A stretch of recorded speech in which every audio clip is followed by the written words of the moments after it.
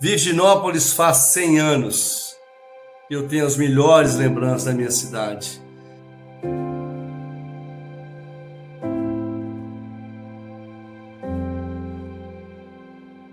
Meu nome é Michele Freire Fonseca Cunha. Eu sou registradora de imóveis em Virginópolis desde 26 de novembro de 2013 e assumi o cartório de registro de imóveis em razão de um concurso público realizado pelo Tribunal de Justiça de Minas Gerais. Desde então, eu tenho o privilégio de observar e participar da história de Virginópolis. E este ano nós faremos 100 anos em 9 de março de 2024. Então, o que eu queria trazer é a história de Virginópolis através dos livros de registro de imóveis. Então, nós temos uma história centenária e esses livros acompanham e registram essa história que cada morador, que cada cidadão de Virginópolis constrói, participa e edifica.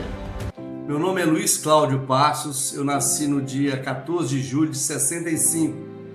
Eu nasci num casarão lá na rua Francisco Dias, onde hoje fica o posto de gasolina na saída para Divinolândia. E Virginópolis deixa as melhores lembranças. Vocês, por exemplo, sabiam que Virginópolis já teve 2 cinemas? É verdade. Existia primeiramente o cinema Auriverde, quando os filmes eram projetados na parede da casa do senhor Zé Soares. Depois, o Jaime Menezes construiu o Cine Lili. E ali foram passados filmes maravilhosos. Grandes namoros começaram ali. E também existiu o footing na praça. O footing era o momento em que os namorados, os rapazes, andavam num sentido e as moças na praça no sentido contrário. E ali começavam os primeiros flertes, os primeiros namoros. E muitos casamentos que até hoje perduram, começaram ali naqueles footing.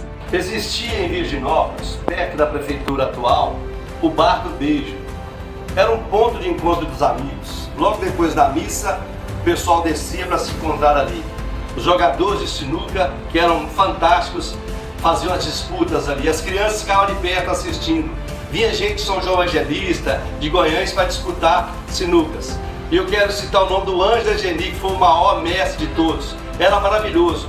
E houve uma época em que o Beijo não deixava as pessoas jogarem sem terno e gravata. Então ele já tinha guardado as gravatas com os nós, né? E ele era muito rígido. E tinha um horário para terminar, para fechar o bar. Então, se desse só aquele horário, ele parava o jogo, juntava as bolas e não tinha conversa, não importa se estava no meio do jogo. E as crianças faziam a festa, porque ali no Bar do Beijo, durante o dia, meu pai inclusive foi sócio lá na época, vendia picolé de groselha, picolé de creme, picolé de coco. Então era uma festa maravilhosa, além dos doces de queijo da Lucinda, que é a irmã dele. Era um bem localizado bar no centro da cidade e muito bem frequentado. São memórias maravilhosas. Saudade do Bar do Beijo.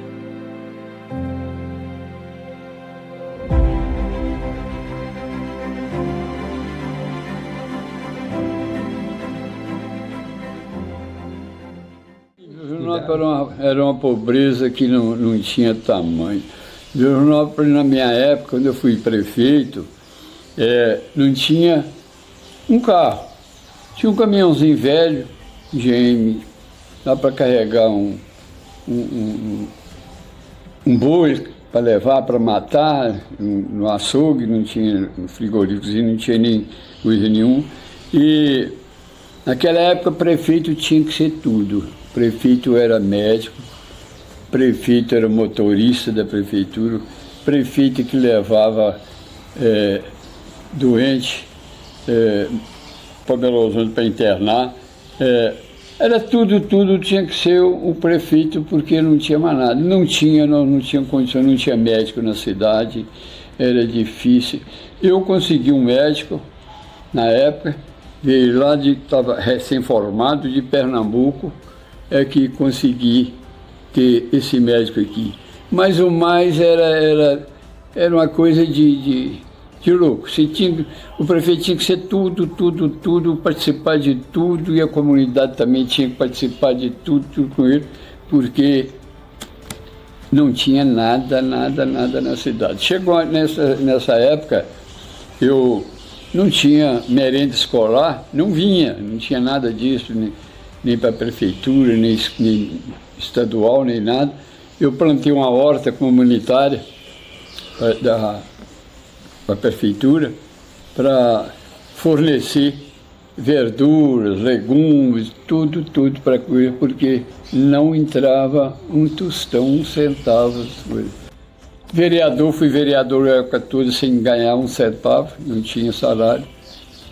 Então, era essa a realidade nossa, era só pobreza, mas a gente lutava com amor, com vontade, a gente tinha amor à cidade, e aí a gente ia fazendo o que podia, e lutando até chegou na época que nós chegamos a pensar em criar alguma coisa aqui para trazer mais pessoas para aqui e tal. Foi na época que eu fui prefeito que eu criei o Festival Jabuticaba, nasceu na minha época aqui. E foi melhorando, foi crescendo tanto que acabou sentido, porque naquela época o pessoal de Virginópolis, que morava em Valadares, ficava esperando o festival para vir, para encontrar com os amigos, tudo, que muito tempo que não via, aquela confraternização de amizade, de família, aquela coisa toda. Mas ele foi pegando um certo porte, foi crescendo. É claro que nós temos que evoluir, ninguém pode ficar, né? A gente tem que começar a história do pobre, do ruim, para depois crescer. E chegou o ponto que chegou hoje, que a gente não pode não tem nem como participar, nós ficamos pequenos na coisa. Mas era tudo difícil, mas a gente procurava lutar com muito amor, muito união, muita amizade, é que conseguia fazer alguma coisinha. Eu fui inicialmente auxiliar de cartório, do cartório do crime e execuções fiscais. E também trabalhei no cartório do segundo ofício, porque na época só havia 2 advogados aqui em Virginópolis. Um dos advogados era irmão do escrivão do segundo ofício. Então eles não podiam trabalhar juntos, né, no mesmo processo. Então eu substituía o escrivão do segundo ofício, que era Euler de Magalhães Barbalho. Era tudo escrito à mão, só mesmo o filho desse escrivão Euler é que foi o primeiro a aprender datilografia. E ele me emprestou um manual de datilografia, e como meu pai tinha tido uma fabriquinha de manteiga, e nessa fábrica tinha uma máquina de escrever do contador dessa fábrica. Então eu aprendi datilografia e aí passei a ajudar meu pai, porque tomar depoimentos, interrogatórios, tudo mais de um cartório escrito à mão, e meu pai escrevia rapidamente e com boa letra, mas ele estava ficando velho.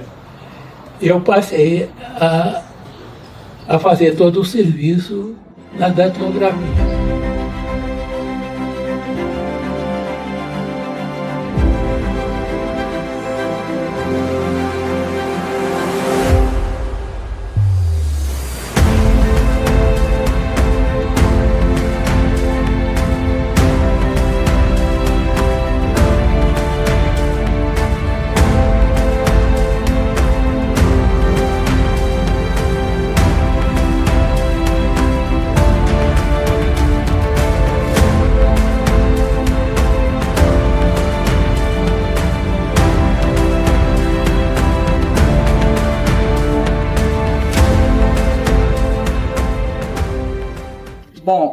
Bom dia a todo mundo, né?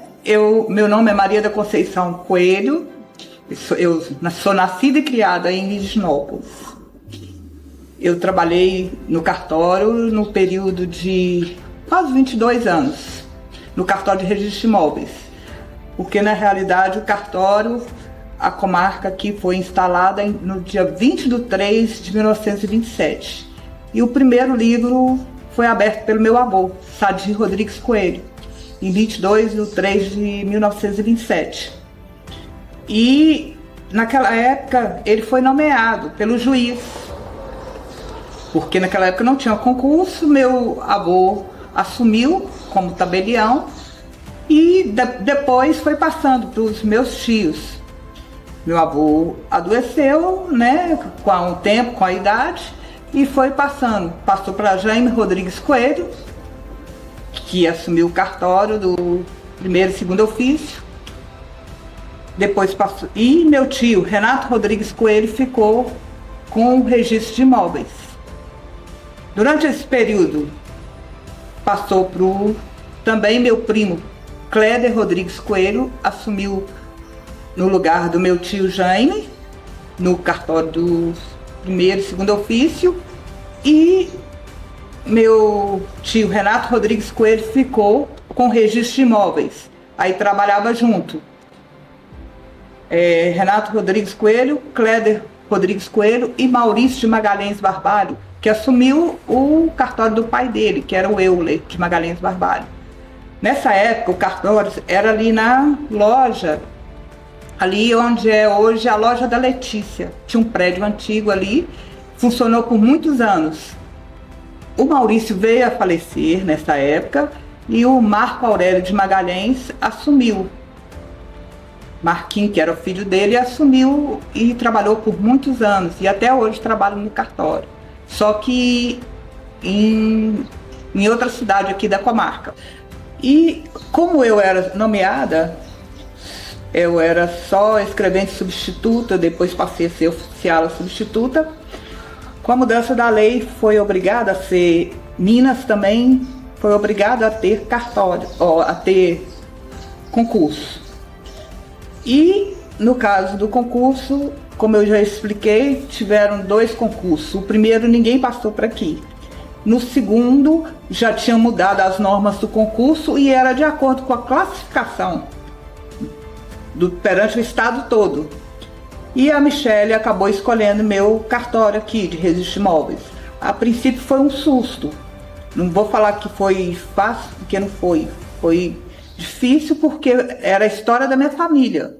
O meu avô ficou no cartório de 1927 e eu fiquei até novembro de 2013. Mas assim, eu entendi, hoje eu entendo bem, eu tenho uma relação boa com ela. Eu acho que ela fez muito bem pela cidade. Tipo assim, ela conseguiu regularizar, eu entendo que ela é uma estudiosa, ela estuda bem o assunto, publica livros, dá aula. Eu sei que ela é uma pessoa, assim, hoje muito respeitada nessa área. E que para Virginópolis foi bom, porque eu, como sendo da cidade, eu tinha dificuldade para que as pessoas regularizassem. Porque comigo era diferente, porque eu sou daqui. Agora a Michele não, era uma pessoa que ela não era daqui. Então, ela conseguiu regularizar a situação da maioria dos imóveis aqui, o que foi bom para o cartório e foi bom para as pessoas, porque hoje está tudo regularizado, assim, a maioria. E um dia desse eu estive conversando com ela e eu fiquei muito feliz dela falar que de todos os cartórios que ela passou, que o meu cartório foi um dos que ela achou mais organizado, que tudo fecha, porque a gente no cartório faz um histórico de tudo. Você tem que voltar em tudo, desde o início, desde o primeiro registro tem um levantamento. E ela falou que o meu cartório sempre fecha em tudo. Então isso ela me deixou muito feliz de saber isso, porque tanto meus tios como eu contribuímos e fizemos um bom trabalho para a comunidade, entendeu? Porque eu acredito, porque eu trabalhei quase 23 anos, acho que 22, então eu nunca tive interesse em prejudicar ninguém, eu tentei fazer o meu serviço da melhor forma. E esse elogio dela, que é uma pessoa que eu sei que é profunda conhecedora da área do registro de imóveis, me deixou até lisonjeada. Você entendeu? Assim, hoje, para mim, é fácil. E tudo que ela precisa de mim, eu estou aí sempre para atender. Então, Virginópolis, ela começa em 9 de março de 1924. Antes disso, já era uma comunidade vinculada a São Miguel e Almas, que hoje é Guanhães. E com a formalização do município por lei estadual, Virginópolis passa a ser um município independente, com território que daqui de Virginópolis até São Geraldo da Piedade. Então, o município ele é formado, na época, pelo território que hoje corresponde a São Geraldo da Piedade, Santa Efigênia de Minas, Sardoá, Gonzaga, Divinolândia de Minas e a sede de Virginópolis. Mas em 1927, tudo isso era um grande território denominado Virginópolis. Em 1937, o município de Virginópolis perde território para a formação de Figueira, que hoje é conhecida Governador Valadares. Então nós temos um conhecimento popular de que Valadares veio de Peçanha, mas só a independência política, porque o território de Virginópolis também foi cedido para que hoje Governador Valadares tivesse o território que ela tem hoje.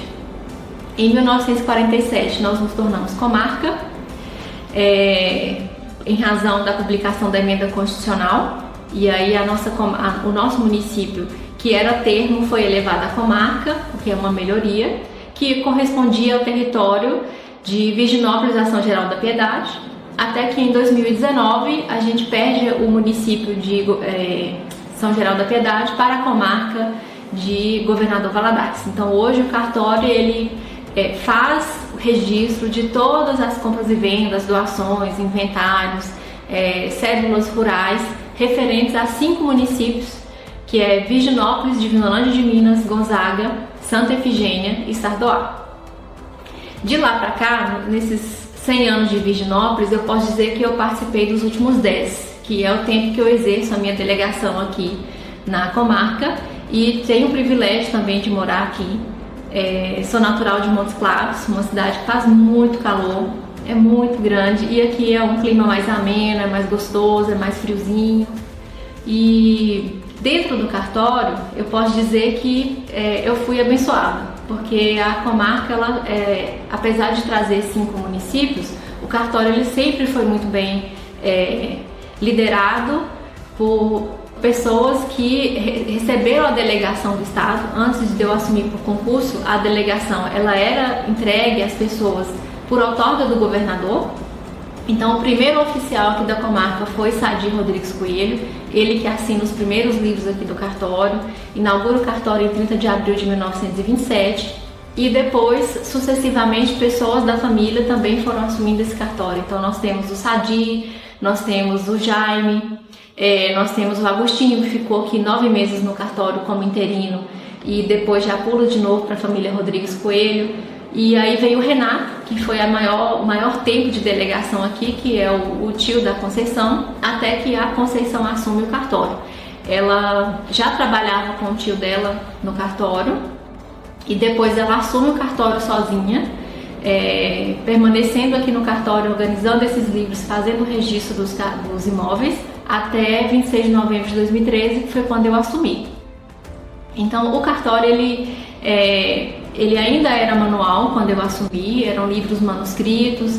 Depois dos livros manuscritos, o Renato acompanhava, e ele sempre era muito estudioso. Consigo perceber, assim, eu não conheço, além da Conceição, os titulares que mantiveram os registros no livro, mas eu percebo pela organização do cartório, pela forma como ele foi posto no tempo, que as pessoas que trabalhavam nele eram pessoas íntegras e de muito respeito e extremamente corretas. Aqui no cartório não tem nenhuma irregularidade para ser sanada. São imóveis que possuem algum grau de dificuldade da gente localizar o imóvel, porque não tinha georreferenciamento na época.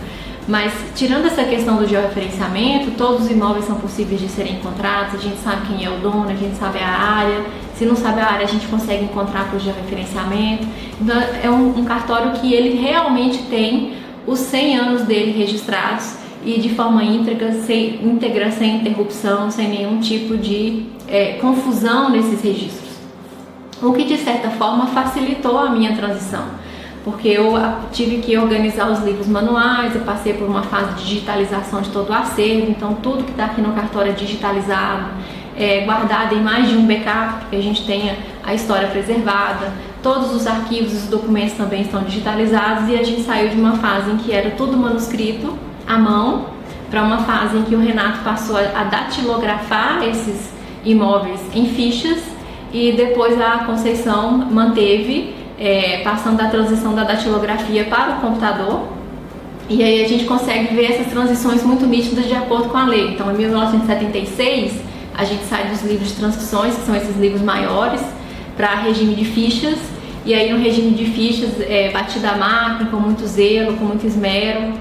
Depois, em 2008, a Conceição ela começou a fazer as fichas impressas em computador, então a gente consegue perceber que houve uma mudança da datilografia para os computadores, até porque também veio o georreferenciamento, os memoriais são muito maiores, a gente não conseguiria ter agilidade no processo de registro, e ela trouxe isso com muita naturalidade no processo de registro. E quando eu cheguei, já era a fase da informatização, então a gente teve que lançar tudo em sistema, cadastrar tudo, digitalizar, mandar isso para as centrais eletrônicas que foram determinadas pelos tribunais. Então esse serviço a gente teve um prazo para concluir, e ao longo desses 10 anos a gente conseguiu concluir esse trabalho. Hoje qualquer pessoa consegue ter acesso aos seus imóveis pelo celular, pelo computador, basta que ele consiga acessar um site, ou se ele mesmo quiser vir no cartório, ele já consegue levar a certidão na hora, porque está tudo informatizado. E ao cadastrar esses imóveis, ao digitalizar esses imóveis, a gente passa a conhecer a história da cidade, conhecer os nomes das pessoas da cidade, os sobrenomes que a gente consegue identificar, os Rodrigues, o Coelho, os Magalhães, os Barbalhos, os Silvos, Figueiredo, e aí a gente vai vendo que essas famílias construíram a cidade, elevaram a comarca, a categoria de comarca, e ainda mantém o progresso contínuo da nossa cidade. Então a gente vê o desenvolvimento rural através das células, o desenvolvimento pecuário através das hipotecas que a gente registra aqui no cartório. A gente consegue ver as famílias desde o início em que elas começam a comprar o primeiro imóvel, quando os filhos casam, quando eles adquirem esses imóveis, quando os parentes infelizmente falecem, isso vem para nós como notícia através de inventário, ou as compras e vendas das pessoas que moram nos Estados Unidos. Aqui não preciso mencionar, mas é uma região em que a maioria das pessoas mora nos Estados Unidos. E é interessante como que eles mantêm o vínculo com a cidade, como que eles de alguma forma dizem que eles pretendem voltar, que eles não deixaram as raízes deles quando eles compram um imóvel, porque se eles investem aqui é porque eles pretendem voltar, é porque eles pretendem trazer a família e reconstituir às vezes a família. Em muitos casos a gente tem os pais nos Estados Unidos, as crianças aqui na cidade de Virginópolis, então a gente percebe o movimento, a movimentação cultural através do que a gente registra aqui nos livros. A forma como as pessoas cuidam dos seus registros, cuidam dos seus imóveis, também mostra como elas mantêm esse carinho com a cidade, esse cuidado com a cidade. Então nós temos também os pontos turísticos aqui de Virginópolis. A gente tem a área da igrejinha, então eu consigo perceber que ali no Cristo, onde tem o Cristo aqui em Virginópolis, aquilo tudo foi de uma pessoa só, que chamava-se Gabi Gilberto. Hoje eu já consigo localizar os bairros da cidade pelos livros que contam essa história, eu consigo identificar onde está o Cine Lili, que é onde tem uma construção em frente ao supermercado Vitorino. Eu consigo identificar hoje quem que é o proprietário daquela escadaria que leva até a Capela Nossa Senhora do Patrocínio. Consigo identificar a matrícula da Igreja Matriz, a matrícula que pertence também ao cemitério, que foi uma doação da Igreja Matriz. Consigo localizar os pontos comerciais aqui da cidade que fazem com que a economia circule, com que a economia cresça, e os imóveis que geram arrecadação tributária aqui para o município, na pecuária, na agropecuária. São histórias de pessoas comuns que trazem uma repercussão econômica, social e cultural que às vezes a gente não consegue perceber no nosso dia a dia, né? Mas quando a gente vê que a Maria, que o José, que o Pedro, eles vão trazendo esses imóveis e construindo os relatos da sua família dentro do cartório, a gente consegue enxergar toda uma comunidade coexistindo e convivendo para que a cidade cresça, para que a cidade evolua. Conseguimos perceber também quando os municípios conseguem receber verbas, quando eles montam escolas, quando eles recebem verba para poder construir uma praça, para construir uma quadra para a escola. Então a gente passa, o cartório ele tem o privilégio de receber essas informações e não só recebê-las, mas também de armazenar e guardar e preservar essa história que hoje é centenária, né? Então para mim é um privilégio fazer parte dessa história dos 100 anos de Virginópolis, de conseguir enxergar a beleza de tudo que a gente tem aqui nessa cidade, da riqueza que as pessoas têm, da cultura que elas trazem e preservam. E para mim é só uma felicidade tremenda e eu espero que Virginópolis ainda continue por mais 100, 200 anos e a gente possa fazer parte dessa história no futuro e as pessoas no futuro possam contar como que a gente passou nessa fase, inclusive de pandemia, né? Um momento que foi, nesses 100 anos, que foi muito complicado para muitas pessoas, mas que a gente consegue passar por ela e enxergar esse futuro brilhante que Virginópolis tem. Então, parabéns Virginópolis pelos seus 100 anos, que venham mais 100 anos aí pela frente.